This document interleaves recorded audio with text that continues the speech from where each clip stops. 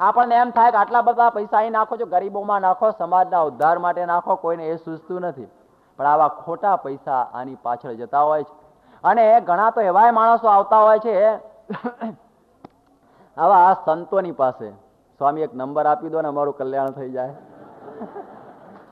યોગીજી મહારાજના પાસે એક ભાઈ આવેલા અને કહે છે કે સ્વામી મેં તમારું નામ બહુ સાંભળ્યું છે મુંબઈમાં કપોળવાડીમાં, કે તમે જે બોલો ને બધું સિદ્ધ થાય છે, માટે તમારે મને અમેરિકન ફીચરનો એક નંબર આપો. કારણ કે ઘણા સંતો નંબર આપતા હોય, 10 ચેલાઓને એક એક નંબર આપે, કોકને તો એક લાગે કે ના લાગે, અને એમ સમજે કે બાપજીની કૃપા મારી ઉપર થઈ ગઈ, અને પછી બીજા 10 ને કે એનો ધંધો બાપજીનો ચાલુ થઈ જાય. એવી રીતે ઘણા બાપજીઓ આવા બધા ધંધા ગુજરાતમાં ને બધે કરતા હોય છે. એટલે એમ સમજેલા કે યોગી મહારાજ પણ એવા જ હશે. એમ સમજીને કહું સ્વામી તમે મને ગમે તેમ કરીને નંબર આપો. સ્વામી કે અમે નંબર આપતા નથી, અમે તો ભગવાનની ભક્તિ કરી અને કરાવીએ છીએ. આ તને ક્યાંથી ઘૂસ્યું કે ના ના ભાઈ સાહેબ મારે બીજું કશું જોઈતું નથી, એક જ આપો. બહુ કહ્યું પણ માન્યો નહીં. સ્વામીએ કહ્યું જા હવે તું આ બધી માથાઓડ રવા દે અને ભક્તિ કરી. એમ કરીને બાપાનો યોગી મહારાજનો એક સ્વભાવ હતો, થાપો આપતા દરેકને. એટલે થાપો આપ્યો ત્યારે પેલા જુગારી હોય ને બહુ સાંકેતિક હોય, એના મનમાં કા થાપો આપ્યો એટલે 5 આંગળા પડ્યા માટે પંજો આપ્યો લાગે છે. અને એને તો રાતે જઈ 10,000 રૂપિયા પંજા ઉપર લગાડી દીધા કે જોગી મહારાજનું વચન કોઈ દાડો ખાલી જાય નહીં. અને બિચારાને તરત જ પેલા ટેલિફોન ઉપર નંબર તો લઈ લેતા ને, સત્તો આવીને ઉભો રહ્યો. સત્તો આવીને ઉભો રહ્યો અને બિચારો સાવ ઢગલો થઈ ગયો. સવારના પરમ સ્વામી પાસે આવીને સ્વામી રોતો રોતો આવ્યો, મારું તમે નખોદ કાઢી નાખ્યું. સ્વામી અમે ક્યાં નખોદ કોઈનું કાઢીએ છીએ, શું થયું તમને? અમને પૂછ્યું કે આને શું નખોદ થયું? અમે પૂછ્યું કે ભાઈ શું થયું તમને? કે કાલે તમે મને પંજો આપ્યો. તો સ્વામી કે કયો પણ પંજો તમે? કે તમે થાપો આપીને મેં પંજો સમજી લીધો. પણ કે પણ થયું શું પણ તને? અને મેં પંજો લગાવ્યો. કે પછી શું થયું? કે બાપા કે બાપા હત્તો આવ્યો. લ્યો સારું થયું, 2 વધારે આવ્યા ને કે બાપા આમાં તો બરોબર કાંટે કાંટો આવવો જોઈએ, હતો આવે મારા 10,000 જતા રહ્યા. સ્વામી કે આ બધો ધંધો રવા દે. અને જોગી મહારાજે ત્યારથી કહેલું કે કોઈ સત્સંગે લોટરી લગાવી એ લાગવાની નથી, માટે એ માથાઉટમાં કોઈએ પડવા જેવું નથી. આ બિંગો ને કેસિનોમાં કોઈએ પગ મૂકવાની કોઈ જરૂર નથી. એ બધાએ સમજી રાખવાનું, અહીં કોઈનામાં આગુ પાછું હોય તો. સ્વામી જયારે ગયા વખતે અમેરિકામાં ગયેલા ને લોસ એન્જલિસમાં ગયેલા. અરે લોસ એન્જલિસ ક્યાં પણ લાસ વેગાસ નામનું એક મોટું ગામ છે, અને ત્યાં દુનિયાભરનો જુગાર રમાય છે. અને સ્વામી ત્યાં આગળ ગયા, લગભગ 40,000 તો ફ્લેટ્સ, બધા કે દિવાળી જેવું. કે દિવાળી છે? દિવાળી નથી, એ તો રોજ આવી દિવાળી હોય છે. અહીં બધા દુનિયાભરના લોકો જુગાર રમવા આવે. લો પાછું એરોપ્લેનમાં બેસીને ત્યાં જાય. જેમ તમે જો ને અહીંથી ફ્રાન્સ કેસિનો રમવા માટે રાતના પ્લેન વધારે છે દાડા કરતા. આવા લોકો રમવા જતા હોય છે. હિન્દુસ્તાનમાંથી ખટમંડુની જે આખી સોલ્ટી હોટલ ઉપર લોકો જતા હોય છે. કે કેમ? કે જુગાર રમવાની ત્યાં મજા ઓર આવે છે કે. અને પછી સ્વામી ત્યાં ગયા કે આ શહેર એવું. સ્વામીની સાથે ફરનારા 2 જણા ખાલી કે જોવા જઈએ કેવું જુગાર રમાય, તો એ $200 નાખીને આવતા રહ્યા. એ 2 અહીં બેઠેલા છે. ત્યારે તમે વિચાર કરો કે આવું થઈ જતું હોય છે કે ખાલી જોવા ગયા, ખાલી એમ ખાલી કઈ નહીં, આપણે જોઈશું કેવી રીતનું હોય, કેવી રીતમાં $200 ની ઉઠાડી દીધી. સ્વામી કે એ માર્ગ તરફ કોઈ દિવસે પગ મૂકવો જોઈએ નહીં. એ તો આપણને ખેંચી જ લે. કુસંગનો પાશ એટલો બધો બળવાન છે કે થોડું આમ ગયું હોય અને આપણને આખા ખેંચી લે. ગમે એટલો સત્સંગ કર્યો હોય પણ સહજ કુસંગ એ આપણને પાડી દે છે. જુગારની હું તમને એક બીજી વાત કહું કે એવી થાય કે જુગારમાં શું હોય છે, એક સાયકોલોજીકલ હું તમને આની વાત સમજાવું કે જુગાર એટલે શું કે તમે એક રૂપિયો નાખો અને લોટરીની અંદર તમને લાખ રૂપિયા મળવા જોઈએ. એટલે મહેનત કરવાની નહીં અને હરામના પૈસા તમને પ્રાપ્ત થાય, એનું નામ કહેવાય જુગાર. એટલે તમારી એક જુગાર રમવાથી વૃત્તિ એવી થાય કે હરામનું આપણે પ્રાપ્ત કરવું. પછી એ જુગારની આખી પ્રણાલિકા તમારા મગજમાં બંધાય. અને બીજે ક્યાં આવે જુગાર? તમે જુઓ કે તમે એવી રીતનું કરો કે અમારે નોકરીની અંદર કામ કરવું નથી અને અમારે પગાર વધવો જોઈએ જ. આ જુગારમાંથી ડેરિવેશન. આ જુગાર રમવાથી જે મનસ કેવું બંધાય છે કે અમારે નોકરી કરવી ઓછી છે અને પગાર વધુ લેવો છે. છોકરાઓ પણ શું કરે કે બસ અમે તો પરીક્ષામાં બેસીએ એટલું ને વાંચીએ કંઈ નહીં, લખીએ કંઈ નહીં, તમે અમને પાસ કરી દો. આ પણ શું કહેવાય? એક પ્રકારનો જુગાર. કે બસ અમે નિશાળમાં જઈએ ને તમે અમને પાસ કરી દો. આ જુગાર થયો કે બીજું કંઈ? મહેનત કરવી નથી અને ફળ મોટું પ્રાપ્ત કરવું છે. અને એનાથી પણ વધારે જુગારની જે ભાવના, આ એક વખત જુગારમાં ટેવ પડી તો આપણું મન કેવું થાય કે સ્વામી પાસે આવે, સ્વામી અમે તો તમને પગે લાગીએ, બાકી ધર્મ નિયમને કશું રાખવું નથી, તમને અક્ષરધામ બક્ષિસ આપી દો. આ પણ એક પ્રકારનો જુગાર. એ રીતે કોઈ દિવસે મળતો નથી. એટલે કે છે કે જ્યાં જુગાર હોય ત્યાં આગળ કળિયુગનો નિવાસ હોય છે. માટે દ્યુતાદિ વ્યસનમ ત્યાજ્યમ શિક્ષાપત્રીમાં કહ્યું છે કે જુગારનું વ્યસન છે એ વ્યસનનો પણ ત્યાગ કરવો જોઈએ. અહીં આગળ ઘણા લોકો જુગારમાં પૈસા ખર્ચી દેતા હોય છે, અને જે નથી ખર્ચતા એના ઘેર મોટરે હોય અને પોતાનું ઘર પણ હોય, કારણ કે એનાથી એ દૂર રહે છે. બીજું સ્થાન આપ્યું છે કે પાનમ, કે જ્યાં આગળ સુરાપાન થતું હોય, દારૂ પીવાતો હોય, ત્યાં પણ કે છે કે એમાં કળિયુગને કહ્યું કે ત્યાં તું નિવાસ કરીને રહેજે. અને જુઓ એ સમયની અંદર એ ભગવાને પોતે કહેલું છે, અરે પરીક્ષિતે, કે જ્યાં આગળ આ જુગાર અને દારૂ વગેરે હોય ત્યાં કળિયુગ એની મેળે જતો રહે. હો, એ પછી હિન્દુસ્તાનમાંથી તમે અમેરિકામાં લંડન આવ્યો હોય ને તો પણ કળિયુગ વગર પાસપોર્ટ એને વગર વિઝાએ અહીં આવીને તમારા ઘેર આવી જાય. હો, વગર ટિકિટે આવ્યો. વગર ટિકિટે તમારા ઘેર ઠેઠ ત્યાંથી પરીક્ષિતનો ઓર્ડર છૂટક પહોંચી જાય ત્યાં આગળ, કે ફલાણા ત્યાં આગળ હેરો સેન્ટરમાં કોઈક જગ્યાએ જુગાર રમે છે, પહોંચી જાય બિચારો. એટલે કે પાસપોર્ટ કોને આપે? તો આપેલો છે મને પરીક્ષિતે બહુ વર્ષો પહેલા, 5000 વર્ષ પહેલા પાસપોર્ટ આપેલો છે કે જ્યાં આવું બધું થતું હોય ત્યારે પહોંચી જ જવું. એટલે એ પહોંચી જ જાય. અમેરિકાએ પહોંચે ને બધે પહોંચે. આ કળિયુગને સ્થાન આપી દીધા છે કે જ્યાં જ્યાં આવું દેખાય ત્યાં આગળ કળિયુગનો નિવાસ. આપ જુઓ કે જ્યાં દારૂ પીવાતો હોય છે ત્યાં આગળ આજે બરબાદી કેટલી છે. આજે દુનિયાનું એક સત્યાનાશ કાઢનારી કોઈ વસ્તુ હોય તો એ દારૂ છે, કે આપણું માનસ બગાડનાર, આપણી સંસ્કૃતિ બગાડનાર, આપણી ઇકોનોમી એટલે કે આર્થિક પરિસ્થિતિને તોડી નાખનાર અને આપણને દરેક રીતે દુઃખી કરનાર એ પીણું હોય તો દારૂ, જે કોઈ પણ પ્રકારની જરૂર નથી. પૃથ્વી આપણને એની ધરતીની અંદરથી કેવા ફ્રૂટ આપ્યા છે, કેવી આપણને આ નારંગીઓ આપી છે, કેવી મોસંબી આપી છે, કેવી દ્રાક્ષ આપી છે. માણસ એનો રસ કાઢીને પીવે નહીં, પરંતુ એને ફર્મેન્ટેશન કરી અને આથો લગાવીને એની અંદરથી દારૂ બનાવીને પીવે એવો અવળો માણસ આ દુનિયાની અંદર છે. કે સીધા ભગવાને આપણને રસ આપ્યા છે. પાણી જેવું દુનિયામાં કોઈ ઉત્તમ પીણું નથી. એ પીણાના છોડીને પછી આવા ખોટા કેફ ચડાવવા માટે, એનાથી જરા કેફ આવે છે, એનાથી જે આમ ટ્રાન્ક્વિલિટી આમ થઈ જાય. પણ જો એવી થતી હોય તો પછી અમે શરૂ કરી દઈએ પીવાનું. જો થતું હોય તો અમારે વગર પીધે પણ જો કેફ આવતો હોય તો બીજાને કેમ ના આવે? માટે એ બધી વસ્તુઓ ખોટી છે. એટલા માટે ભગવાન પણ પોતે કહે છે કે નાદ્યમ ભંગાદિ માદકમ, કોઈ દિવસે આવી પ્રકારના આ પીણા પીવાની. માણસ જ્યારે ફ્રસ્ટ્રેશન થઈ જાય છે, જીવનમાં શું કરવું એને ખબર પડતી નથી, એને જીવનની સાચી દિશા મેં સવારે કહ્યું એ પ્રમાણે મળતી નથી, ત્યારે માણસ આવા વ્યસનો તરફ ખેંચાય છે. અમે નેપાળમાં ગયેલા ત્યારે ખટમંડુની અંદર કેટલાય પડેલા છે. ત્યાં પેલું શું કહેવાય, બધા હિરોઈન ને મેરી જુવાનાનું બધું આવે છે ને, કે આ બધા હિપ્પી પડ્યા જ હોય. એ 6 મહિના સુધી ખાઈ પીને પડ્યા રહેતા હોય છે ને આ માદક નશાની અંદર. આપણા મનમાં કે આ મોંઘો મનુષ્ય દે આ શું કામ ગુમાવતા હશે? શું કામ અને આની અંદરથી આ પ્રકારનો આનંદ પ્રાપ્ત થતો હશે? ક્ષણિક આનંદ, 2 ઘડીનો, પછી તો પગ ઢીલા થઈ જતા હોય છે. ત્યારે આવી રીતે દારૂની અંદર અનંત લોકોએ પૈસા ગુમાવ્યા છે. માટે જો કળિયુગ કાઢવું હોય તો સ્વામી એક વખત એક ગામમાં ગયેલા ઇંગ્લેન્ડની અંદર, અને એનો દીકરો દારૂડિયો હતો. સ્વામી કોઈ દારૂ પીવે છે, આ તારા બાપને કઈ જો, એ તો દેશમાં કે મારો બાપે પીવે છે, બે ભેગા પીએ છે. સ્વામી કે વાત કોને કરવી? બે પેલા પ્યાલો ભટકાડીને પીતા હોય ત્યાં કોને કેવું કે બાપ કોણ અને દીકરો કોણ? આવી પ્રકારે બે ભાન ભૂલી જતા હોય છે દારૂ પીને, અને પોતાના બૈરાઓને મારે, છોકરાઓને મારે. આવી પ્રકારની પરિસ્થિતિ દારૂની અંદર સર્જાતી હોય છે. માટે યાદ રાખો કે આ હિન્દુઇઝમની વાત નથી, સમગ્ર મનુષ્ય માત્ર આ પાળવાની વાત છે કે કોઈ પણ દિવસે આ ન થવું જોઈએ. એટલા માટે તો આપ જુઓ કે દારૂબંધીના કાયદાઓ કેટલા બધા થાય છે.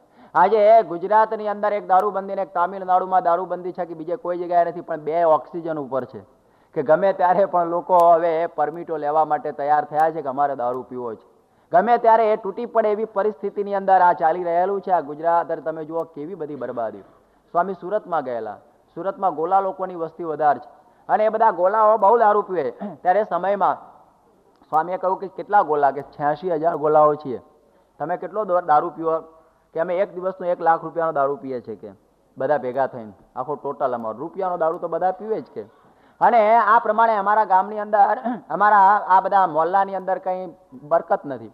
છોકરા નાગા પૂગા હોય, એને કંઈક હોસ્પિટલ નહીં, એને કંઈક ભણવા માટેની વ્યવસ્થા નહીં, બધા ગરીબી આમ તરવરતી દેખાય.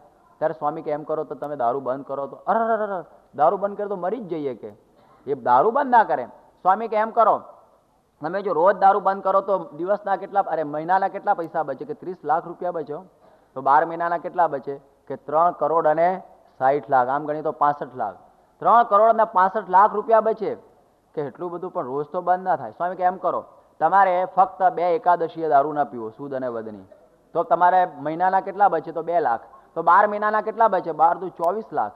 24 લાખ રૂપિયા એટલે તમે કેટલું કાર્ય કરી શકો સુરતની અંદર? 24 લાખ રૂપિયા ફક્ત 2 દિવસ જ દારૂ નહીં પીવાનો, 2 એકાદશી. ના ના સ્વામી એવું બનશે નહીં, તમે ઊભા થઈ જાઓ અહીંથી. ના માન્યા એ લોકો. તમે વિચાર કરો કે માણસ કેટલો પરવશ થઈ જાય છે વ્યસનોનો કે 2 દિવસ પણ દારૂ બંધ કરવા માટે તૈયાર થતો નથી. અને પછી કહે છે કે અમારી પરિસ્થિતિ ખરાબ થાય છે. ઘણા લોકોને અફીણના બંધન હોય, ઘણા લોકોને આ સિગરેટ તો કેટલી બધી, અમે તો જોઈએ કે કોકને તો હશે જ આટલામાંથી બેઠેલાને, કે સિગરેટનું વ્યસન પણ કેટલું બધું ભયંકર ખરાબ કે એના વગર અમને કેફ ચડતો નથી. અને આ પાનમ એટલે સુરા પાનમ, પછી આ ધૂમ્રપાનમ, બધું પાનમ સમજી લેવાનું ભાગવતે કહ્યું છે. કે એણે આ તમે જુઓ કે અહીંયા આગળ અમે એડવર્ટાઇઝો વાંચીએ છીએ ત્યારે એ સિગરેટની નીચે લખેલું હોય છે કે આ એક પ્રકારનું ઝેર છે ને તમને દુઃખી કરશે. તો એ માણસ ઝેર પીતો હોય છે પણ દૂધ પીતો નથી. ત્યારે તમે વિચાર કરો કે માણસને કેટલી પરવશતા. અમે તો ગુજરાતની અંદર ઘણી વખત કહીએ, ચરોતરની અંદર તો તમે ઘણા બધા રહો છો, જુઓ બધા ખેતરોને વાડ કરવી પડતી હોય છે, પણ તમાકુના ખેતરને કોઈ દાડો વાડ કરવી પડતી નથી. કારણ કે બકરીએ ના ખાય, ગાય પણ ન ખાય, કોઈ પણ તમાકુ ના ખાય, એકલો માણસ જ ખાય છે. કોઈ દિવસે એ ગાય પણ પેઠ્યો તો ઓહો આ ક્યાં આવ્યું, ના ખાય. અને જો બકરું પેઠું કે બકરું પણ તમાકુ ને અડે નહીં, કારણ કે ખરાબ વસ્તુ સમજે છે કે ખવાય ને, માણસ નકામો માણસ એ ખાશે કે આપણે કોઈએ ખાવાની જરૂર. ત્યારે જ્યાં ઢોર પણ છે ને સૂંઘે નહીં, ઢોર પણ જેને ખાય નહીં, એ વસ્તુ માણસ બહુ પ્રેમથી મોઢાની અંદર આરોગતો હોય છે. હવે એને ઢોરથી મોટો કહેવો આ તો ખાલી કહેવાની વાત છે. કે એને કઈ ઉપમા આપી? ગધેડો કહીએ તો ગધેડાને શરમ આવે કે ગધેડો કે હું ક્યાં દારૂ બીડી પીવું છું, મને તમે આ પ્રમાણે કહો છો. એ ગધેડાને પણ ખોટું લાગે છે એની ઉપમા આપીએ તો માણસને, કે મારાથી નીચો કહો એને, મારાથી એને નીચો કારણ કે હું બીડી પીતો નથી ને પીવે છે. એટલે માણસે ગધેડા જેવો પણ કહી શકાય એવી આજે પરિસ્થિતિ રહી નથી, કારણ કે ગધેડો હારો છે બિચારો. એટલા માટે આવી પરિસ્થિતિની અંદર માણસને કઈ ઉપમા આપીએ સમજાતી નથી. એટલે ભાગવત કહે છે કે જ્યાં આગળ આવું પાન થતું હોય એનાથી દૂર રહેવું. આપ વિચાર કરો કે ગુજરાતમાં તો અહીં તો બધી વ્યવસ્થા સારી હોય કે જ્યારે ઘરમાં મચ્છર બહુ થઈ જાય ને પછી ધુમાડો કરે, પેલા લીમડાનો ધુમાડો કરો, એટલે મચ્છર બિચારા ગભરાઈને બધા ભાગી જાય, કારણ કે ધુમાડો સહન ન કરી શકે. જ્યારે મચ્છર ભાગી જાય તો જે હૈયામાં ભગવાન બેઠા છે એમાં ધુમાડો કરો તો ભગવાન ઉભા રહે ખરા? તમે વિચાર કરો ને ભાઈ, ભલે ને સ્વામિનારાયણ ગમકાયા કરો, કશો પત્તો નહીં પડવાનો તમારો. એ અંદર ધુમાડો શું કામ નાખો છો? માટે આજે પારાયણ સફળ ક્યારે થઈ કહેવાય કે જ્યારે પારાયણ પૂરું થાય ને બધા પગે લાગવા આવો ત્યારે એ વખતે પ્રમુખ સ્વામીના પગ આગળ કહેજો કે મારે ભાગવતનો આ શ્લોક સિદ્ધ કરવો છે, કે આ ભાગવતની અંદર લખેલી વસ્તુ મારા જીવનમાં મારે પ્રેક્ટિકલ મૂકવી છે, તો સમજવું કે મારી મહેનત કરેલી માથે ન પડે. અને આપણે સાચું ભાગવત સાંભળ્યું કહેવાય. બાકી તો અહીં ઘણી વખતો ભાગવતો થઈ ગયા હોય છે, પણ જો આપણે હમ સુન સુન ઓર તુમ બક બક અને એવું આપ બક બક ને મેં સુન સુન જેવું થાય તો એ કંઈ ફાયદો ન થાય. એના માટે એ જીવનમાં ઉતરવું જોઈએ, અને એ જ્યાં સુધી ન ઉતરે ત્યાં સુધી નકામું. એટલા માટે આ કુસંગીના ફેલમાં સત્સંગીના રોટલા. અમે એક ભાઈને પૂછ્યું હતું કે તમે કેટલી સિગરેટ પીવો છો? કે કંઈ નહીં, મારે તો 20-25 સિલિંગ બહુ છે નહીં, 20-25 સિલિંગની પીવું છું. 20-25 સિલિંગની શું કહેવાય, આપણે નૈરોબી બાજુ એક ભાઈ પીતા હતા. હવે મહિનાનું કેટલું થઈ ગયું કહેવાય? મહિનાનું આમ જોવો તો લગભગ 230 એટલે 60 કેટલા રૂપિયા, 600 રૂપિયા થઈ જાય ને, 20 રૂપિયા ગણો તો 600 રૂપિયામાં તો અમારા સામાન્ય માણસ બિચારો ગુજરાતમાં પગાર એનો નહીં થતો. ઓફિસરનો 600 રૂપિયા તો પગાર નથી થતો. એમાં એનું એક જીવન વીતી જાય. એક જણનું જીવન જે ચાલે એમાં તો તમે ફૂંકણી અંદર કાઢી નાખો છે. સમાજ ઉપર તમારા જેવો કોઈ દ્રોહી નથી. પછી કંઈક સમાજ ઊંચો આવતો નથી, સમાજમાં સ્થિરતા નથી, પણ સમાજના પૈસા તમે લોકો ખેંચી લેતા હો છો. એટલા માટે જો સમાજને સુસ્થિર કરવો હોય તો આ સમાજમાં પેઠેલા દૂષણોને દૂર કરવા જોઈએ. તો અબજો રૂપિયાની આપણને આવક થઈ જાય જો સમજણ પડે તો. એક ત્રીજી વાત પણ કહે છે કે સ્ત્રીય કે જ્યાં વ્યભિચાર હોય ત્યાં પણ સમજવું કે કળિયુગનો નિવાસ. આ વિચારો કરો કે વ્યભિચારી માણસો કેવા હોય છે કે પોતાની સ્ત્રી હોય અને બીજી સ્ત્રીની પાસે જાય અને સ્ત્રીને ખબર પડે તો ગેરકજ્યો થાય કે ન થાય. એવી રીતે પુરુષ હોય એ આ સ્ત્રી હોય પણ બીજે જતી હોય અને પુરુષને ખબર પડે તો કજ્યો થાય કે નહીં. એટલા માટે કળિયુગ પેસી જતો હોય છે.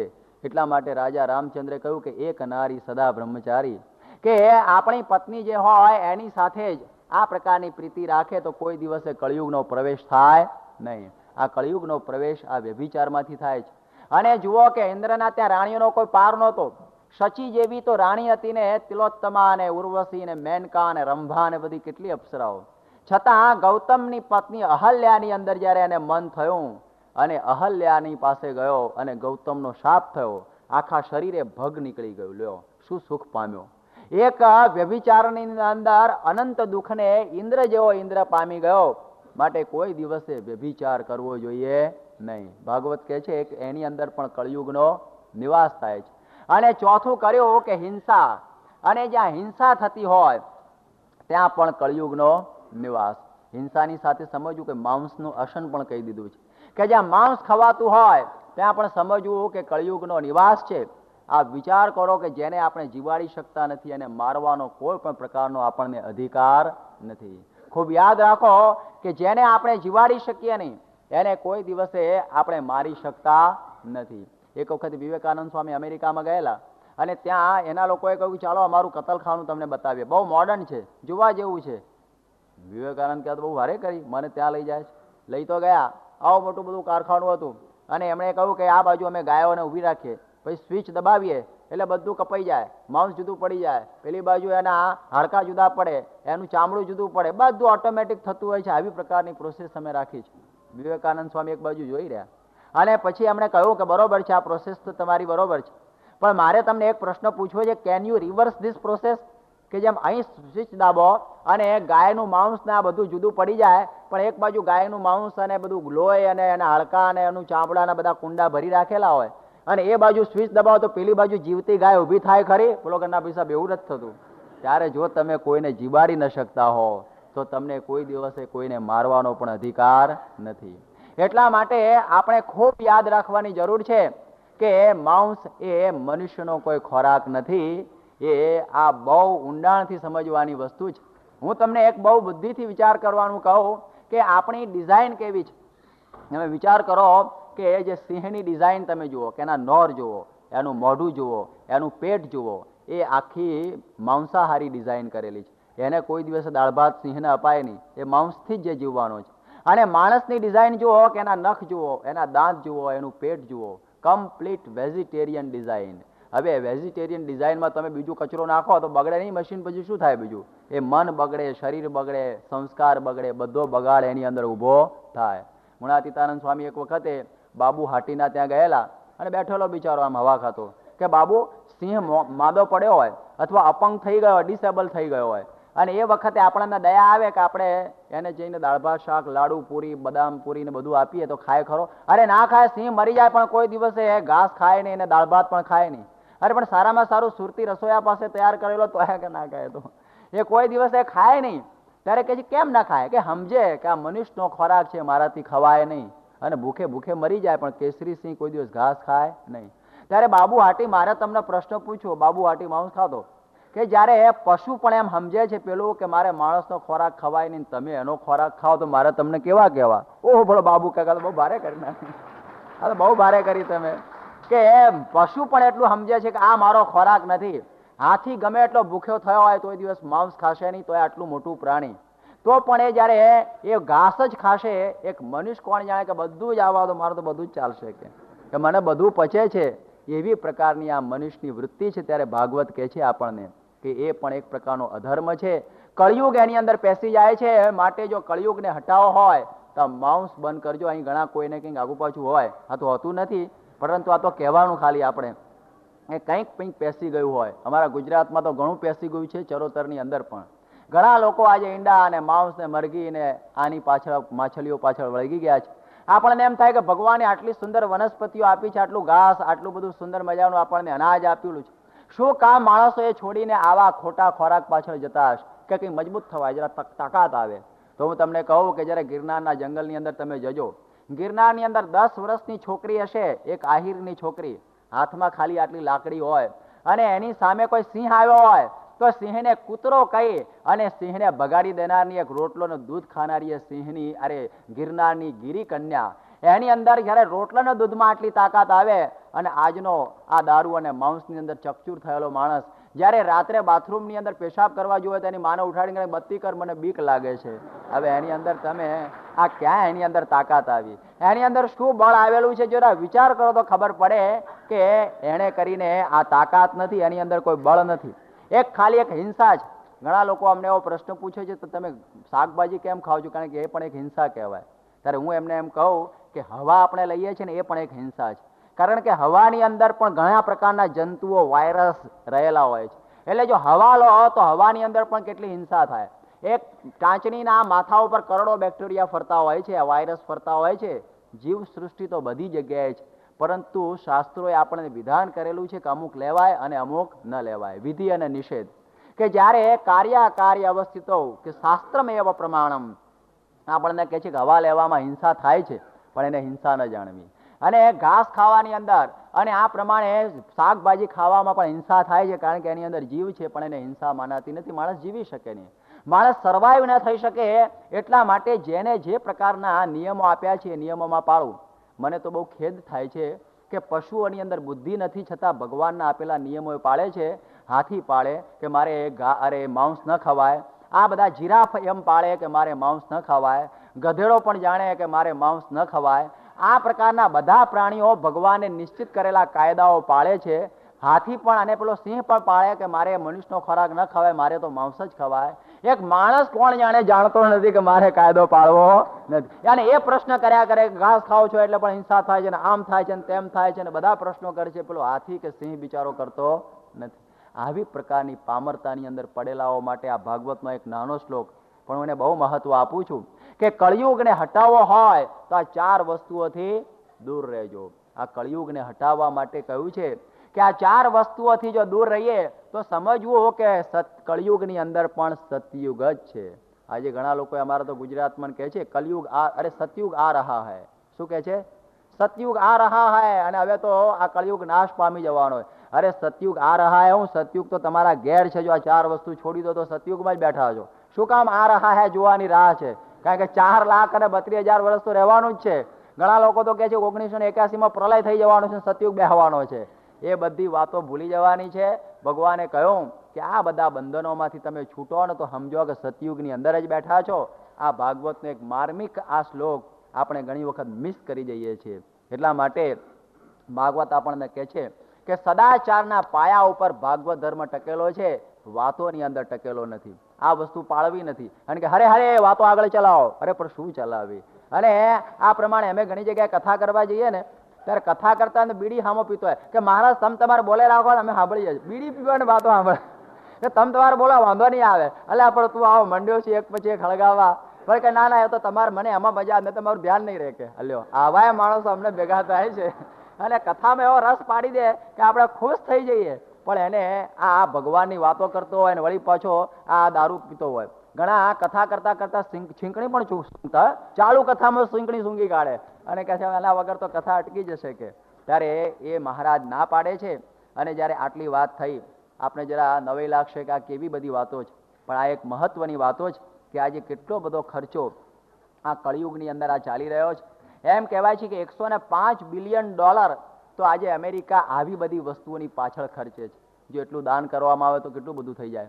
અમે ગામડે ફરીએ ને ત્યારે ઘણા લોકો કે સ્વામી અમારે ટાંકી બાંધવી છે, માટે તમે કંઈક પૈસાનો જોગ કરી આપો. અમે કોઈ કેટલા રૂપિયા જોઈએ? કે સ્વામી 1 લાખ રૂપિયા ને તમારા ગામમાં ટાંકી બંધાઈ જાય.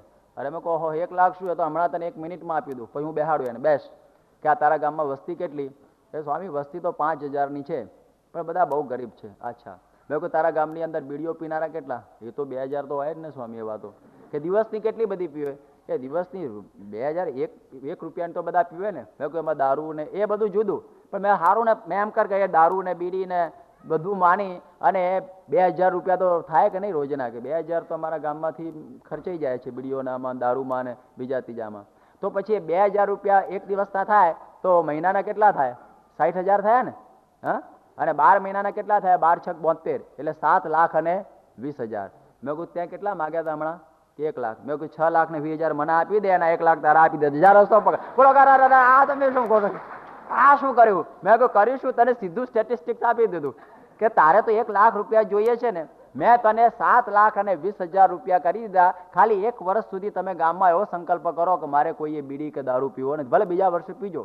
1 વર્ષ જો તમે સંયમ રાખો તો 7,20,000 રૂપિયા તમારે ટાંકી થાય, દવાખાનું થાય, છોકરાઓની સ્કૂલ થાય કે કિન્ડર ગાર્ડન થાય, બધું જ થઈ જાય તમારે. બહુ તમે ભારે વાત કરી. હવે મારા મનમાં કે તમે પૈસા આપશો પણ તમે મારી પાસે લેવાની વાત કરી. મૂર્ખ, તને ખબર પડતી નથી, તારા પૈસા તારી પાસે છે, તને ખ્યાલ નથી આવતો. આવી રીતે આપણા પૈસા ચાલે છે. હું એક આપને વાત કરું, તમને નવાઈ લાગશે, પણ અમેરિકાની અંદર ગેલ્વિન્સ્ટન નામનું એક શહેર છે. એ પરગણું છે અને એમાં એક કિન નામનું શહેર છે. આજે અસ્તિત્વ ધરાવે છે. સ્વામી ત્યાંથી ગઈ વખતે પસાર થયેલા છે. ગેલ્વિન્સ્ટન પરગણામાં કિન નામનું શહેર છે. 60 વર્ષ પહેલા વસેલું. આજે એની 40,000ની વસ્તી છે. આ બહુ સમજો, ઇન્ડિયન એક્સપ્રેસમાં લેખ આવેલો. અને એ 40,000ની વસ્તીની અંદર એક માણસ બેસી ગયો અને એને કંઈક મારે જરા દારૂ પીવો છે. એક દુકાને ગયો, અરે કઈ દારૂ તો અમે વેચતા જ નથી. કેમ? એમ કે આ ગામમાં કોઈ દારૂ પીતું જ નથી. પછી હોટલમાં ગયો ને કે મારે માંસ ખાવું છે, કે આ માંસ આ ગામમાં કોઈ ખાતું નથી તો કૂતરા નાખી દેવામાં આવે છે. અરે. પછી એક દુકાને ગયો કે મારે જરા અમુક સાહિત્ય વાંચવું છે, અશ્લીલ હોય છે ને, અમારે ત્યાં ખોટું સાહિત્ય કોઈ વાંચતું નથી. અરે કે મોત કર્યું તે તો. પછી કે લાવો જરા કંઈક આ પ્રમાણે કંઈક કોસ્મેટિકમાં જઈએ તો કહે છે કે પાવડર, કે અમારા ગામની અંદર કોઈ સ્ત્રીઓ લિપસ્ટિક લગાવતી નથી, કોઈ સ્ત્રીઓ પાવડર નાખતી નથી, કોઈ પણ પ્રકારનો આવો ખોટો ખર્ચો અમારા ગામમાં થતો જ નથી. પેલા નવાઈ લાગી કે દારૂ નહીં, માંસ નહીં, સિગરેટ નહીં, બીડી નહીં, આ વળી કેવું કહેવાય? અરે કે તમને નવાઈ લાગશે કે આ અમારા શહેરની અંદર એક કોર્ટ જ નથી. 40,000ની વસ્તીનું શહેર હોય અને એક પણ કોર્ટ ના હોય, એ નવાઈ નથી લાગતું તમને? કોર્ટ જ નથી. અને કે તમારે ત્યાં આવો કેસ થયેલો કે કોઈએ દારૂ પીધો હોય, એક પણ એક્સેપ્શનલ? કે હા, 1942માં જ્યારે યુદ્ધ થયેલું અને એ વખતે એક માણસ દારૂડિયો, એક સૈનિક, એ બીજા પરગણામાંથી અમારા ગામમાં આવી ગયેલો અને અમારા છોકરાઓ કે આ કોણ છે? અને એ વખતે અમે એને મારીને બહાર કાઢી મૂકેલો. ત્યાર પછી કોઈ દિવસ અમારા ગામમાં કોઈ દારૂડિયો માણસ જોયો નથી. ત્યારે એ સમયની અંદર પેલો તો છક થઈ ગયો કે આ તો પૃથ્વી ઉપરનું સ્વર્ગ કહેવાય કે શું કહેવાય. ત્યારે જુઓ, જ્યારે કળિયુગ હોય ત્યાં કોર્ટ હોય, અને એ કોર્ટ ક્યારે હોય કે જ્યારે આ બધા દૂષણો હોય ત્યારે. તો જ્યારે એક અમેરિકાનું કિન શહેર જ્યારે બધા દૂષણો કાઢી શકતું હોય, તો પછી આપણે એવું શહેર ન બનાવી શકીએ? આપણે એવું એક નાનું ગામડું આદર્શ કરી ન શકીએ કે જે શહેરની અંદર, કે જે ગામડામાં કોઈ દારૂ ન પીવે, કોઈ સિગરેટ ન પીવે? એ કેમ ન બની શકે? જો અમેરિકાની ધરતી ઉપર બનતું હોય તો ઇંગ્લેન્ડમાં પણ બને અને ગુજરાતમાં પણ બને અને દરેકના ઘેર પણ બને. એટલે મારે તો આપને એવી અપીલ છે કે એક એવો સમાજ આપણે ઊભો કરવો છે, એક ભાગવતી સમાજ. હું આ ભાગવતની વાત કરું છું. એક ભાગવતી સમાજ ઊભો કરવો છે કે જેમાં કોઈ પણ પ્રકારનું દૂષણ, વ્યસન ન હોય. એ સ્વામિનારાયણ ભગવાને કહ્યું કે ધર્મ જ્ઞેયો સદાચાર, ધર્મ જ્ઞેયો સદાચાર, કે સદાચાર એ ધર્મ છે. એ સદાચારની નીવ, એના પાયા ઉપર આ ભાગવત ધર્મ ઉભેલો છે. એ વાત, આ ભાગવતનું એક રહસ્ય આપણે આમાં સમજી લીધું. પછી પેલો કળિયુગ બહુ પગમાં પડી ગયો. તમે તો હવે બહુ કર્યું. પેલા કહ્યું કે હવે બસ તું જા, કે ના, એક તમે મને રેસ્ટ હાઉસ જેવું 5મું સ્થાન આપો. અરે કે મોત થશે ને. 4માં તો દુનિયા હાલી ગઈ છે અત્યારે આખી દુનિયા ધમાલની અંદર થઈ ગઈ છે, આ 4ની અંદર. અને તું આ 5મું માગી રહેલો છો. આ 4માં તો કેટલા બધા દુખી આજે થઈ ગયા છે. આ બધામાં 4ની જ ધમાલ છે ને. હું તો ઘણી વખત લોકોને કહું છું કે એન્જોયમેન્ટ માટે આ 4 વસ્તુ સિવાય બીજું તમને કંઈ દેખાતું નથી. કબજો વસ્તુઓ તમને આનંદ કરવાની છે એ તમે કરતા નથી ને 4 વસ્તુમાં કેમ ઘૂસી જાઓ છો? આ 4ને છોડીને જેટલો આનંદ કરવો હોય સ્વામી ના નથી પડતા. સારી મોટર લો, સારા ઘર લો, સારા કપડાં પહેરો, સારી રીતે તમે રહો, દરેક પ્રકારનું સારું ખાઓ, બધું કરો, પણ આ 4 વસ્તુને તમે છોડી દો, બસ બીજું કશું જોઈતું નથી. ત્યારે માણસને એ નથી તો આજે દુનિયાની અંદર અશાંતિ આની છે. આજે આ વ્યસનોની એક ગુલામી છે. અહીંયા આગળ પણ અમે જયારે એરોપ્લેનમાં ઉતર્યા ત્યારે કહ્યું તમારી પાસે ડ્રગ્સ નથી ને? એ સમજતા કે સાધુ કે ગાંજો માંજો લાયા નથી. મેં કહ્યું ભાઈ અમે તો ગાંજો છોડાવીએ છીએ, અમે તો કંઈ પીતા નથી. પેલા બિચારા કસ્ટમ ઓફિસરે પૂછ્યું તો કંઈ વાંધો નહીં, અમારે તમારામાં કશું જોવાનું નથી, કે ઘણા સાધુઓ ગાંજો લઈને આવે છે કે. ત્યારે આવી પ્રકારની પરિસ્થિતિની અંદર તમે જુઓ કે આવું એક કાર્ય થાય છે. અમે એમાં પ્રભુદાસ પટવારી, આપ જાણો, તામિલનાડુના ગવર્નર. હવે તમે વિચાર કરો કે એ તામિલનાડુનો ગવર્નર એવો એક કડક બેઠોલો છે કે મારા રાજભવનની અંદર દારૂ નહીં, મારા રાજભવનની અંદર માંસ રંધાવવું જોઈએ નહીં. આવી પ્રકારની એવી જબરજસ્ત એણે ટેક લીધેલી છે. અને એક વખતે ડેનમાર્ક અને આયર્લેન્ડના 2 પ્રાઇમ મિનિસ્ટર ત્યાં ગયેલા અને એને કહ્યું કે તમે અમારી ડીશ ખવડાવીએ. મદ્રાસી, ઇડલી, ઢોસા, સંભાર, મેંદુ વડા બધું ખવડાવ્યું. બીજા દિવસે બધું ખમણ ઢોકળા અને પછી આ પ્રમાણે બીજું બિસ્તરા ને એવું બધું ખવડાવ્યું. બીજા દિવસે પૂરણપોળી ને બધું ખવડાવ્યું, વેડમી. પેલા બધા ખુશ થઈ ગયા, કહો very delicious dish is Indian, આવી તમે કોઈ દાડો ખાધી નથી. ખુશ થઈને ગયા. અને ઇન્ડિયાના પ્રેસિડન્ટ એના ત્યાં ગયા, ઇન્ડિયાના રાષ્ટ્રપતિઓ ભારતના, એના ત્યાં મહેમાન થઈને ગયા અને કહે છે કે મારે તો માંસ જોઈશે. પેલા કે ભાઈ આ રાજભવનમાં માંસ નહીં રંધાય, પણ મારે તો જોઈએ જ. ત્યારે કે અહીં નહીં બને. એને ઉતારો બદલી નાખ્યો, રાજભવનમાંથી બીજે ગયા, પણ પ્રભુદાસ પટવારી એને માંસ આપ્યું નહીં. અહીં પરદેશનો માણસ શાકાહારી ડીશથી ખુશ થયો, પણ હિન્દુસ્તાનનો પ્રેસિડન્ટ એ કે મારે માંસ જોઈએ. આવી પરિસ્થિતિ આજે બદલાઈ ગયેલી છે. માટે જો કોઈનામાં એ દૂષણ હોય તો આજે સ્વામીની પાસે માંસના પણ નિયમો તમે લઈ લેજો, તો સમજુ કે લેસ્ટરની અંદર, અરે આ હેરોની અંદર ભાગવતની પારાયણ થઈ સફળ થશે. એટલે એ ખોટી વસ્તુઓ ન પેસવી જોઈએ. અને પછી પેલા કહ્યું પાંચમી વસ્તુ, પેલા કહ્યું પાંચમી, પછી કહ્યું કે જા તને એક હું આપું છું, આવું ફરીથી માગતો નહીં, નિતારમાં પછી તને તલવારથી ઉડાડી દઈશ. પેલો સારું તમે એક આપી દો, હું છોટો. એટલે પાંચમું માગ્યું ત્યારે આપે છે. જુઓ પાંચમું બહુ જબરજસ્ત છે, આપણને બધાને લાગુ પડે એવું કે પુનશ્ચ યાચમાનાય જાત રૂપમ અદાત પ્રભુ, કે સુવર્ણને વિશે તું નિવાસ કરીને રહેજે. સોનાની અંદર કળિયુગનો નિવાસ છે. ભાઈ ભાઈ વચ્ચે જો વેર કરાવતું હોય તો દ્રવ્ય, આ પૈસો એવો છે ને આપણી અંદર એટલું બધું વેર ઝેર કરાવી દેતો હોય છે. એટલા માટે આ પૈસાની અંદર પણ ઘણી પ્રકારના વેર ઝેર થતા હોય છે. એટલે એને એ પણ આપ્યું કે જ્યાં બહુ પૈસો જરૂર પૂરતો બરોબર છે, આપણો વ્યવહાર ચલાવવા પૂરતો, પરંતુ એ દ્રવ્ય જ્યારે વધુ ભેગું થાય ત્યારે એની આસક્તિથી માણસને દુઃખ થાય છે. એક ભાગવતની આગળની કથા છે, હું અહીં આગળ કહી દઉં કે આ પૈસામાં કેટલો કલયુગ થાય છે. એની એક વાત સમજવા જેવી છે કે સત્યભામાના પિતા જે સતરાજીત, એણે સૂર્યની ઉપાસના કરેલી, ઓમ ભૂર્ભુવસ્સુવઃ તત્સવિતુર્વરેણ્યં કરીને બધું કરતો હતો. અને એમ કરતા કરતા સૂર્ય એની ઉપર પ્રસન્ન થયા અને સેમંતક મણી આપ્યો. એ મણી કેવો હતો કે રોજ 18 ભાર સોનું આપે, એટલે લગભગ શેર બશેર જેટલું સોનું થાય. હવે કોને મણી ના ગમે? એના ઘેર મણી રાખેલો અને એને તો રોલ્સ રોયસ ગાડીને બધું લાવી દે ને પછી આટલું બધું પડે એટલે હોનું પડ્યા કર્યું. અને પછી એમ કરતા કરતા તેની પાસે બહુ પૈસા થયા. એટલે શ્રી કૃષ્ણ ભગવાનને થયું કે આના પૈસા કદાચ આને મારશે. એને કહ્યું કે તારો જે હીરો છે ને એ અમને રાખવા દે ઉગ્રસેનની પાસે, નહીં તો તને તકલીફ થશે. પેલો કે હું આપતો હોઈશ, મારી મિલકત ના આપી. અને આ બાજુ એવું થયું કે એક વખત એનો ભાઈ પ્રસેન એ મણી લઈને જંગલમાં ગયેલો, સિંહે એને ફાડી ખાધો. અને સિંહે ફાડી ખાધો એટલે પેલો મણી તો પડી ગયો અને જાંબુવાન એ મણી પોતાની ગુફામાં ધસડી ગયો. અને આ બાજુ પેલા સત્રાજીતને ખબર પડી કે મારો ભાઈ તો મૂર મરી ગયો તો વાંધો નહીં, પણ મારો મણી ક્યાં ગયો? મણી મળ્યો નહીં. ત્યારે એને કહ્યું કે એક વખતે મને કૃષ્ણે કહેલું કે તારો મણી આપજે, માટે એણે ચોક્કસ લીધો હોવો જોઈએ. સીધું કૃષ્ણ ઉપર આળ ચડાવ્યું અને કૃષ્ણને કહ્યું કે મારો મણી લાવી આપો. એ કે ભાઈ સાહેબ મેં તો લીધો નથી, પણ તમે માગેલો ખરો ને એક વખત. ત્યારે કહે છે કે તમે શોધી આપો. કૃષ્ણ ભગવાને બહુ માથાઉડ કરીને પછી પેલી શોધી ગુફા, જાંબુવાનની સાથે યુદ્ધ કરીને પેલો મણી લીધો. મણી લઈને પેલો આપ્યો. ત્યારે એ સમયમાં ખુશ થઈને એને સત્રાજીતે પોતાની છોકરી સત્યભામા પરણાવી દીધી. સત્યભામાને પરણાવી દીધી, પણ પેલો મણી તો એની પાસે જ. અને એ વખતે કૃતવર્મા, શતધન્વા, અક્રૂર એ બધા યાદવો ભેગા થયા, કારણ મણી તો લીધે પાર કરવો છો. અને એક વખતે સત્રાજીત હૂતો તો એને કાપી નાખીને પેલો મણી લઈ લીધો. શ્રી કૃષ્ણ બળદેવ તો હસ્તિનાપુર હતા. અને સત્યભામા રથ લઈને ત્યાં ગઈ અને કહે છે કે મારા બાપને મારી નાખ્યો છે, માટે તમે ગમે તેમ કરીને આવો. અને આવે છે આ બાજુ, પેલા ત્રણને ટોળીને ખબર પડી કે આવે આ બે જણા આવે છે ને આપણને મારશે. એટલે પેલા શતધન્વાને પાસે મણી હતો એ અક્રૂરને આપી દીધો અને સત્વધન્વા પ્રાણ બચાવવા માટે ભાગી ગયો. અને આ બાજુ ખબર પડી કે પેલો ભાગી ગયો છે. રથ લઈને કૃષ્ણને બળદેવ ટપાક ટપાક કરતા ઉપડ્યા અને ત્યાં પહોંચ્યા. જનકની વચ્ચે મિથિલા નગરી આવી. બળદેવજી કહે છે હું થોડો વિશ્રામ કરું છું, તમે એને પતાવીને આવો. અને પેલા ગયા અને સત્રાજીત પેલો શતધન્વાનો ઘોડો મરી ગયેલો. એનો ઘોડો બહુ જોરદાર હતો, કલાકના 400 માઇલની સ્પીડમાં દોડતો હતો, બ્લુ બર્ડ મોટર જેવો. અને પછી એને આ પેલાને મારી નાખ્યો અને માર્યો, તેના ખિસ્સામાંથી મણી નીકળ્યો નહીં. એટલે પછી એ આવ્યા નિરાશ થઈને જનકપુરીની અંદર ભાઈ પાસે. ભાઈ પેલાના પાસે મણી હતો નહીં. ત્યારે બળદેવજીને એમ થયું કે પોતાની પત્ની સત્યભામાને મણી આપવો છે, મારી આગળ ખોટું બોલે છે, એટલે કે તું મારો ભાઈ છે ને તો તારું માથું કાપી નાખું. ભાઈ ભાઈમાં ઝઘડો થઈ ગયો. મણીની અંદર ભાઈ ભાઈની અંદર ઝઘડો થઈ ગયો. અને પછી જ્યારે કે મારે આવું નથી, તું જા.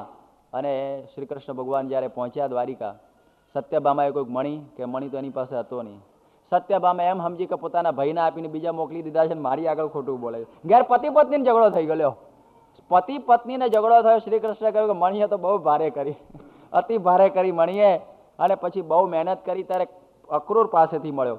અક્રૂરને કહ્યું તું તો મારો ભગત ને કંઈ બોલ્યો નહીં, આટલી બધી ધમાલ થઈ કે મણી ખરો ને કેવી રીતે બોલાય, મારે પૈસા આપતો તો બિચારો મણી. ત્યારે કે પણ તે કેટલું આ બધું ઊંધું મારી ગયો.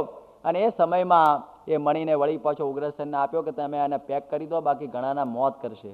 ત્યારે જુઓ, આ જ્યારે વધુ પડતું સુવર્ણ થાય ત્યારે પણ કહે છે કે એની અંદર કળીનો નિવાસ. એટલે વચનામૃતમાં ભગવાને કહ્યું ને કે સુવર્ણને વિશે કળીનો નિવાસ છે, તો સુવર્ણ અમને દીઠું પણ ગમતું નથી.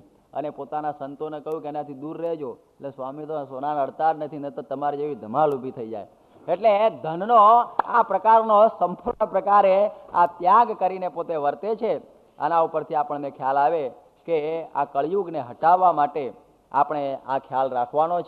અને ત્યાર પછી તો એક આગળની કથા આપણે જોઈએ છીએ કે જ્યારે ભગવાન આ વેદ વ્યાસ એ આપણને આગળ શિખામણ આપતા કહે છે કે બ્રહ્માના જે પુત્ર, માનસ પુત્ર જેને કહેવાય કે મનુ, અને આ મનુની જે પત્ની હતી એનું નામ મહારાણી શતરૂપા. આ ભગવાન મનુ અને એમની જે પત્ની શતરૂપા, અને એમની પણ ઘણી સંતતિ થયેલી. અમે એમાં 3 દીકરીઓ, એક દેવહૂતિ, એક આકુતિ અને ત્રીજી પ્રસૂતિ. એની અંદર જે દેવહૂતિ હતી, અરે જે પેલી પ્રસૂતિ, એને દક્ષ પ્રજાપતિની સાથે પરણાવેલી. અને દક્ષ પ્રજાપતિ હવે એ પ્રસૂતિ થકી એને સતી નામની એક કન્યા થઈ. અને સતી નામની કન્યા થઈ અને શંકરની સાથે પરણાવે છે. અને શંકરની સાથે એ સતીને પરણાવે છે. એની કથા આપણે ઝડપથી લઈ લઈએ છીએ કે એ શંકરની સાથે પરણાવેલી સતી આનંદથી રહેતી હતી. પણ એક વખતે દક્ષ પ્રજાપતિ સભામાં આવ્યા, અને એ સભામાં આવ્યા અને એ સમયમાં બધા ઊભા થયા અને શંકર ધ્યાનમાં હતા એટલે ઊભા ના થયા.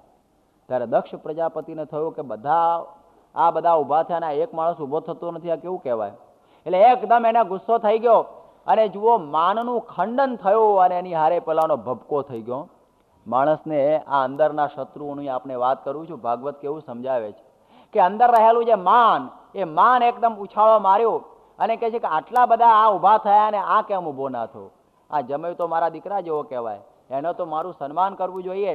અને એ સમયની અંદર એ કહે છે કે અરે રે, આ મૂર્ખને ક્યાં મેં કન્યા આપી? મારી મૃગનયની કન્યા આ મહાળમાં રહેનારા માણસને ક્યાં આપી? ત્યાં લગ્ન કર્યું ત્યારે ખબર નહોતી કે માળમાં એનું ત્યાં આગળ જાન લઈને ગયા પેલા આવ્યો હતો ત્યારે? માણસને પોતાનું જ્યારે કોઈ સન્માન ન કરે ત્યારે બધા એના ગુણ છે એ અવગુણ રૂપ થઈ જાય છે. એટલા માટે આ માન જેવો કોઈ મોટો દોષ નથી. એટલા માટે ભગવાનની ભક્તિની અંદર ખૂબ ખ્યાલ રાખો કે આ માનનો ત્યાગ કરીએ તો જ આપણે આ સારી રીતે આ ભક્તિ કરી શકીએ છીએ. બાકી એ સિવાય આ ભક્તિ આ થઈ શકતી નથી.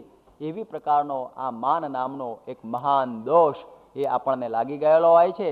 અને એવો દોષ એને પણ લાગ્યો અને એની અંદરથી તો પછી એને શાપ આપી દીધો કે જે કંઈ યજ્ઞ થાય એમાં આ શંકરજીનું સ્થાન એ કોઈ જગ્યાએ રાખવું જોઈએ નહીં.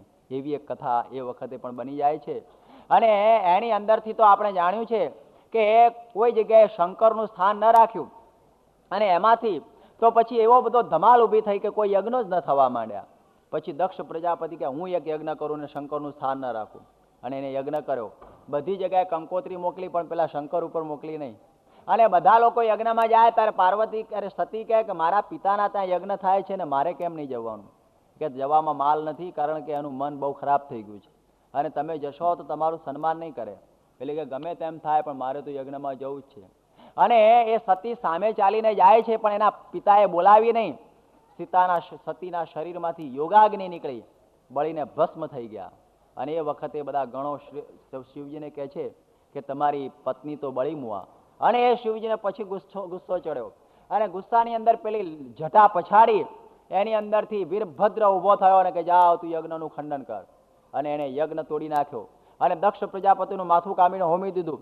આવી પ્રકારની ધમાલ ઊભી થઈ ગઈ. તારો યજ્ઞ વેરણ છેરણ થઈ ગયો. બધા દેવતાઓ કહે છે કે ભાઈ સાહેબ યજ્ઞ તો પૂરો કરવો જોઈએ, આવું બધું થઈ ગયું છે. પણ કે પેલો યજમાન મરી ગયો એનું શું કરવું? પછી કહે છે કે પેલો બકરો બાકી રહી ગયો છે ને એનું માથું કાપીને એના ઉપર ચોંટાડી દો એટલે જીવતો થઈ જશે અને યજ્ઞ પૂરો થશે. અને યજ્ઞ પૂરો થયો અને એ દક્ષ પ્રજાપતિનું મોઢું બકરાનું થયું. ઘણા લોકો શિવના દર્શન કરવા જાય ને તો એમ કરે છે, એટલે શિવ ખુશ થાય કે જો મારા સસરાની કેવી દશા થઈ. એટલા માટે એક માન, તમે વિચાર કરો કે એક માન કેવું છે કે માનની અંદર આવી પ્રકારે આવી ઉપાધિઓ પણ થઈ જતી હોય છે. એટલા માટે આપણે સમજવું કે આ પ્રકારના બધા માન છોડીને આ ભગવાનની આ ભક્તિ કરી લેવા જેવી છે અને એ રીતે પવિત્ર થઈને ભક્તિ કરવી. આ એક ભાગવતનો સંદેશ છે. આપણે આગળ પણ થોડી વાત સાંભળી કે આ પરીક્ષિતની એક વાત તો પતી ગઈ અને બીજી વાત તો એવી આવેલી કે જ્યારે એ પોતે જ્યારે જંગલમાં જતા હતા અને તરસ લાગી હતી અને એ સમયમાં પેલા શમીક ઋષિના આશ્રમમાં ગયા અને પાણી માગ્યું, પણ ઋષિ ધ્યાનમાં હતા એટલે પાણી ના આપ્યું. એટલે એમને એકદમ ગુસ્સો થઈ ગયો અને મરી ગયેલો સર્પ એના ગળાની અંદર પહેરાવી દીધો અને એ તો ચાલ્યા ગયા. પણ ઋષિના પુત્રને ખબર પડી કે મારા પિતાને કોઈ આવું કર્યું છે. તરત સાપ ફટકાર્યો કે મારા પિતાના ગળાની અંદર સાપ નાખનારને હું શાપ આપું છું કે 7 દિવસમાં એને તક્ષક નાક કરડે ને એનું મૃત્યુ થઈ જાય. અને એ સમયમાં પેલા પરીક્ષિતને પછી રાજાએ પેલા ઋષિના પુત્રે આવું કહ્યું. ઋષિને ખબર પડી કે તે બહુ ખોટું કર્યું, આવું કરવું ના જોઈએ. જઈને એને કહી આવો કે મેં આવો શાપ આપ્યો છે. બ્રાહ્મણના પુત્રે શાપ ન અપાય, પણ તે આપ્યો છે એટલે મિથ્યા થવાનો નથી, તું કહી આવ. એ જઈને કહે છે ત્યારે પરીક્ષિતની હાલત ખરાબ થઈ જાય છે અને એટલો બધો બિચારો દુઃખી થઈ જાય છે કે અરે રે આ મારે 7 દિવસમાં મરવાનું. આપણે બધા અત્યારે બેઠા છીએ પણ કોઈ આપણને કંઈક હાથમાં દાડે તમારું મૃત્યુ છે, કેટલો બધો ધક્કો લાગે. એકદમ ધક્કો લાગે હો. કોઈને મરવું ગમતું નથી. એને તેવો જ નિશ્ચય કર્યો છે કે તારા મનમાં જાણે જે મરવું નથી રે, એવો નિશ્ચય કર્યો છે નિરાધાર, તેમાં ભૂલી ગયો ભગવાનને રે. એવો નિશ્ચય કર્યો છે કે મારે મરવું નથી અને એ જીવવા માટે કેટલા બધા પ્રયત્ન કરતો હોય છે, પણ યાદ રાખો કે મૃત્યુ કોઈને છોડતું નથી. આ પરીક્ષિતને મનમાં એમ થયું કે જીજી વિશા મારે જીવી લેવું છે, પણ એને ખ્યાલ નથી કે મૃત્યુ તો ગમે ત્યારે પકડવાનું છે અને સાર્થક જીવનને કરવાનું તને આવડતું નથી. અને એ સમયમાં આપ જુઓ કે ગમે એટલો કોઈ પ્રયત્ન કરતો હોય પરંતુ મોત કોઈને છોડે નહીં હો. ગમે તે ભગવાનો પણ આ પૃથ્વી ઉપર આવ્યા પણ પૃથ્વીના કાયદાને માન આપીને ચાલ્યા ગયા છે. પણ પરીક્ષિતને એમ હતું કે હવે મારે જીવી લેવું છે. આ જીજી વિશા તમે જુઓ કેટલી બધી ખરાબ છે કે માણસને એમાંથી એમ જ થાય કે મારે જીવવું છે, જીવવું છે, જીવવું છે અને એ મરવાનું નિશ્ચિત હોય છે. એટલા માટે તો બ્રહ્માનંદ સ્વામી પોતે કહે છે કે કડા વેઢ વીંટી મોતી પેર કાને બહુ જોર સે મૂછ મરોડતા હૈ, ચલે દેખત આપ કી છાયડી કો ટેढ़ी પાગ બાંધી તાન તોડતા હૈ, તન અત્તર તેલ ફૂલેલ લગાવત નેહ ત્રિયા સંગ જોડતા હૈ. બ્રહ્માનંદ કહે ખબરદાર બંદે દેખો કાલ કિસી કો ન છોડતા હૈ, કે કાળ તો કોઈને છોડે નહીં. અને એને એમ થયું કે હવે મને કોઈ બચાવે.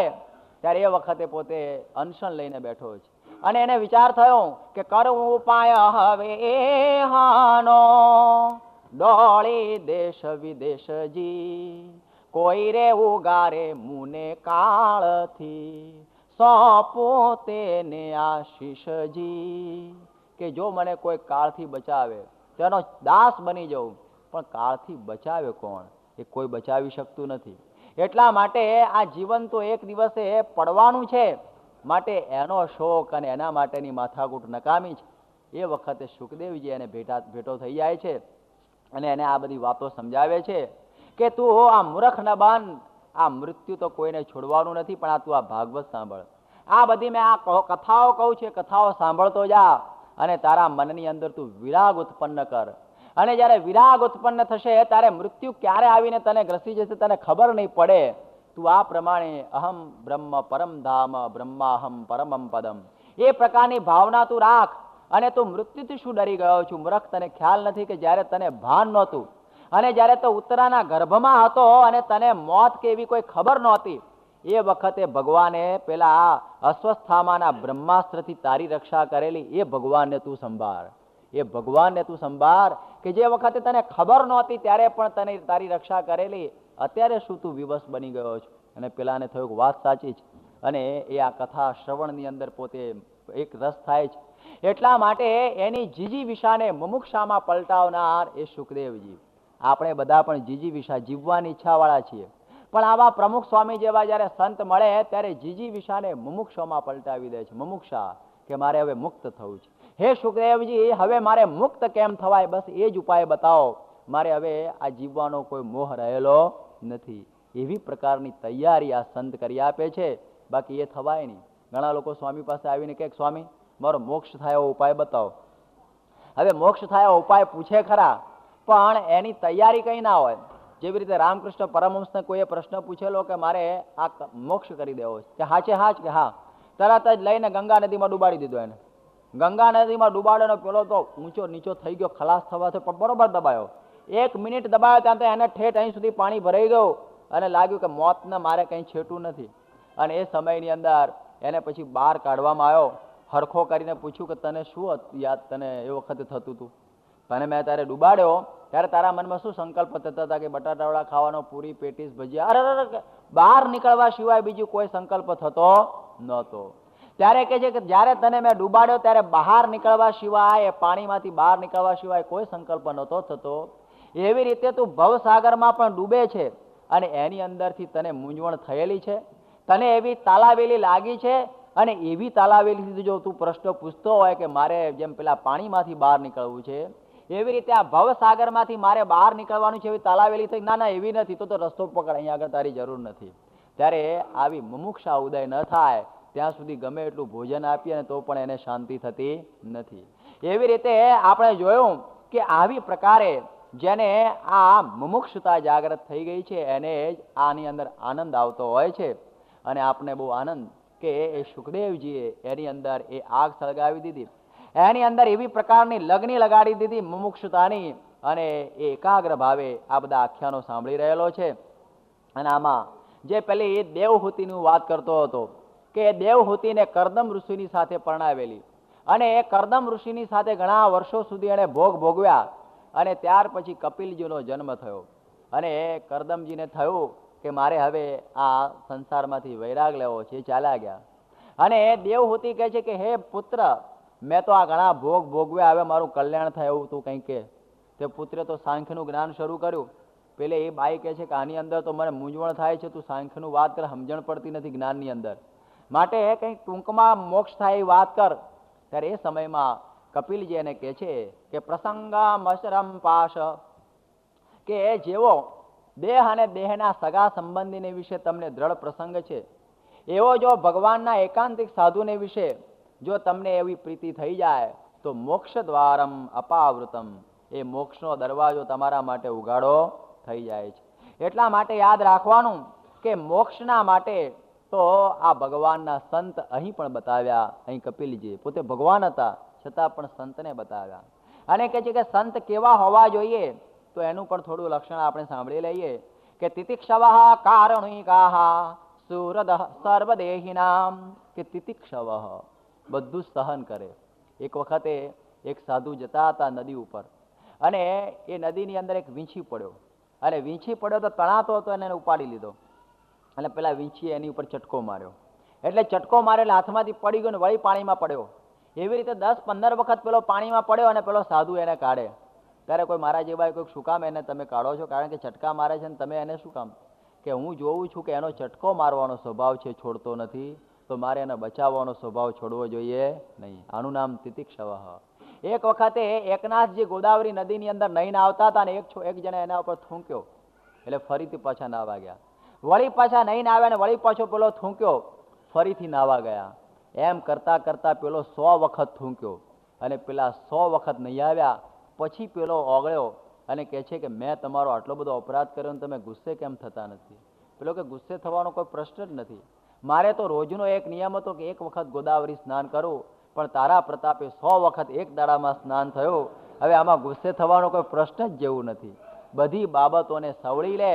એટલા માટે તો મુક્તાનંદ સ્વામી પોતે કહે છે કે જીરે સંત સદા શીતળ રહે, કે દિનાત પેરે, કે દિનાત પેરે, કામ ક્રોધની જાળ, લોભતજી હરીને ભજે, કે ધારે ઉર મારે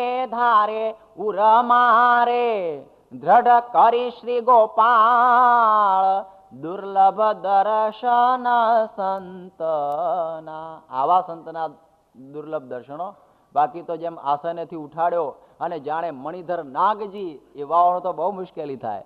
એવા સંતથી કલ્યાણ ન થાય. પણ તિતિક્ષવ, કે ગમે એટલું કોઈ મારે સહન કરે. સ્વામિનારાયણના સંતો પણ એવા તિતિક્ષવ હતા. ભારત વર્ષના સંતોની આ વાત છે કે એક વખતે ધાંગધ્રાની બાજુમાં એક બાવલી ગામ છે, એમાં એક સદાનંદ નામના સંત ગયા અને એ વખતે ભાણદાસ બાવો ભટકાઈ ગયો અને એમને થયું કે આ સ્વામિનારાયણનો મુંડિયો આવ્યો છે તો મારા ગામની અંદરથી આ હોકાની ચલમો બંધ કરશે ને મને કોઈ આપશે નહીં. કારણ કે એ વખતના બાવાઓ શું કરતા કે એ બધા બેસતા ધૂણી જગાવીને, અને આ બધા ભગતો આવ્યા હોય ત્યારે શું કે બજારના બે વાડા વાવીએ અને ધૂણી રાખીએ જગતી, આવ્યા ગયા ને હોકો ભરીએ એ અમારી ભક્તિ. આવી ભક્તિ કરનારા હતા. અને એમાં પછી આવા પહેે એટલે શું દશા થાય? એટલે એને સીસમની લાકડીથી પેલા સંતને મૂઢ માર માર્યો, લાકડીના બે ટુકડા થઈ ગયા. ત્યારે પેલા સદાનંદ સ્વામી ટુકડા એના હાથમાં આપતા કહે છે कि मुझे तो कुछ लगा उसका तो कुछ मुझे दर्द नहीं हुआ है, लेकिन आपकी इतनी अच्छी लकड़ी टूट गई उतना ही दर्द मुझे हुआ है. આનું નામ કહેવાય તિતિક્ષવ. કે જે મેં આગળ વાત કરેલી કે જ્યારે પેલા ગુણાતીતાનંદ સ્વામી ને કૃપાનંદ સ્વામીના સંતોને એમણે જ્યારે પેલા ઉગા ખુમાણે ઢોર માર માર્યો અને લોહી કરી નાખ્યા, અને એ વખતે કોઈએ કહ્યું કે આ દરબાર તમને આટલું મારે છે માટે એના ઘેર ક્યાંથી દીકરો હોય? 60 વર્ષની ઉંમર થઈ ગયેલી દરબારના દીકરો નહીં. અને એ વખતે પેલા સંતો કહે છે કરે દરબારના દીકરો નથી, માટે આપણે ભગવાનની ધૂન કરો કે દરબારના ઘેર દીકરો થાય. આનું નામ કહેવાય તિતિક્ષવ. પોતે જાતે સહન કરી અને આપણા સુધારા માટે ફરનારા આવા સંતો દુનિયામાં કોઈ મળે નહીં. કે ત્રિભુવન ઉપકાર, જેને એમ કહે છે કે મનસી વચસી કાયે પુણ્ય પીયુષ પૂર્ણા ત્રિભુવન ઉપકાર શ્રેણી ભી પ્રીણયંત. કે મન અને વચન અને કાયાની અંદર જે નિર્મળ રહેતા હોય, પોતાના ઉપકારે કરીને ત્રિભુવનને સનાથિત કરનારા, એનું નામ કહેવાય આ સંત. અને એ મોક્ષ આપણો આપે એટલા માટે તો કહે છે કે ઉપકારી સંત છે, કારુણિક આ સંત છે. જેમ દુલા કાગ એના કાવ્યની અંદર વર્ણન કરતા કહે છે, જોગી મહારાજને જોઈને વાત કરે છે કે આ કેવા સંત, કે આ સંતો નદીની ઉપમા આપે છે. કે આ નદીઓ કેવી હોય છે કે પેલા કહે છે ને કે જોને નદીઓ પોતાના નીર નથી પીતી રે, ઉપકારી એનો હે આત્મા રે. અને આ દરિયો તમે જુઓ કે એની અંદર કેટલા બધા રતન હોય છે, પણ દરિયો કોઈ દિવસ રતનની માળા પહેરે ખરો? આપણે એમાંથી રત્ન કાઢીએ. એટલે કે છે કે રતન રૂપાળા એના એ મોંઘા મૂલવાળા, રતન રૂપાળા એના એ મોંઘા મૂલવાળા, એ ઓલ્યો દરિયો પહેરે નહીં મોતીડાની માળા રે, ઉપકારી એનો હે આત્મા રે. એ ઓલા ઝાડવા પોતાના ફળ નથી ખાતા રે, ઉપકારી એનો હે આત્મા રે. આ ઉપકારી કે પોતે પથ્થર કોઈ મારે પણ પેલું આંબો એને કેરી આપે કે તું મીઠી કેરી ખાજે, ભલે મને પથ્થર માર્યો. એવી રીતે જગતના ઉપહાસ અને તિરસ્કારોને સહન કરે, એનું નામ કહેવાય સંત. એટલા માટે કહેવાય છે કે અજાત શત્રવઃ, કે જેને કોઈ શત્રુ નથી. સુહૃદ સર્વદેહી નામ, દરેક પ્રાણી માત્રના પ્રત્યે એને પ્રેમ રહેલો છે. એનું કેમ રૂડું થાય એ પ્રકારે એનું આ પ્રકારની ભક્તિ રહેલી છે. શાંતાહ સાધુ ભૂષણાહ, શાંત છે અને સાધુ ગુણે યુક્ત છે, એનું નામ કહેવાય સંત. એ સંતની વ્યાખ્યા અહીં આપણને સમજાવવામાં આવેલી છે કે જ્યારે આવા સંત મળે ત્યારે આ જીવનો દરવાજો ઉઘડે. બાકી તો મોક્ષ માર્ગે દીધા કમાડ, કડી ઝડી બારણે. જો બીજા જેવા તેવા મળી ગયા હોય ને તો બહુ મુશ્કેલી થાય હો. જેટલા ભગવા કપડા હોય ને એને સંત ના સમજવા હો, કારણ કે એમાં તો ઘણું ગરબડ હોય. એક વખત હું ઘણી વખત વાત કરું છું ને, એક સંતનું 40 સંતનું મંડળ એક ગામમાં ગયું અને એક ભગતના ઘેર પહોંચ્યું અને કહે છે કે ચાલ ભાઈ દૂધપાક ને માલપુડા જમાડ. પેલો કે પૈસા વ્યવસ્થા નથી. અરે તું ભગત શું થયો, દૂધપાક માલપુડા જમાડી દે. અને પેલો બિચારો કે હું વેચાઈ જઉં તો એ થાય એવું નથી, કે તું ગમે તેમ કર પણ પૈસા ગમે ત્યાંથી લાવ. પેલો બિચારો બહુ મૂંઝાઈ ગયો અને એમ થયું કે આ સંતોને મારે કરવું હું. નીચે ગયો ત્યારે કોકના ગામની અંદરથી કોકે નવા જોડા બનાવી આપેલા એને બધાને 40 જણને. એને વિચાર ઝબક્યો, એ જોડા લઈને વેચી આવ્યો મૂચીની દુકાને એને પૈસા લઈ આવ્યો. અને સંતોને તો ખબર નહીં, અને બિચારાને દૂધપાક માલપુડા બધું જમાડ્યું. જમાડતો જાય ને પછી પેલા કે ઓહો ભગત તું ને તો તું તો बहुत भगत, हमारे लिए कुछ कहाँ से भी लाया होगा, हमको बहुत भोजन कराए. પેલો કે માપજી મને અપરાધમાં નાખશો ને, આ તો તમારા ચરણનો પ્રતાપ છે, મારું કશું નથી. એટલે પેલા બાવાઓ ખુશ થયા. बाबा खुश થઈ ગયા, कितना निर्मानी भगत, कहीं से भी पैसा लाया होगा लेकिन बोलता है कि आपके चरण का प्रताप, ऐसा भगत तो हमने कभी देखा ही नहीं. घड़ी पाजा पूछे कि दूधपाक बहुत अच्छा, अरे भगत तूने तो कमाल किया कि भाई साहब મને દોષમાં નાખશો નહીં, તમારા ચરણનો પ્રતાપ છે, મારું કશું નથી. બે ચાર વખત બોલ્યો પણ પેલા બાવા કઈ સમજ્યા નહીં, અને પછી જમીન નીચે ઉતર્યા એની મેળીથી, જોડા જડે નહીં. अरे द्वारकादास, भिखारीदास, कंगालदास, सीताराम दास, हमारे जूते कहाँ गए? अरे कि मैं ही ढूंढता हूँ.